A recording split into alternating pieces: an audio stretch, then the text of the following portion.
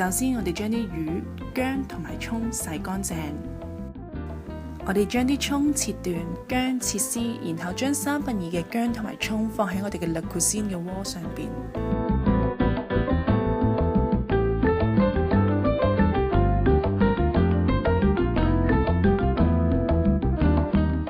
然後將條魚放喺個鍋上邊，再鋪啲薑同埋葱，跟住我哋冚實個煲蓋。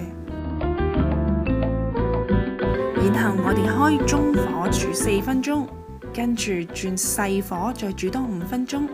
熄火之後，我哋焗3分鐘。喺呢個時候，我哋就可以預備一啲滾油。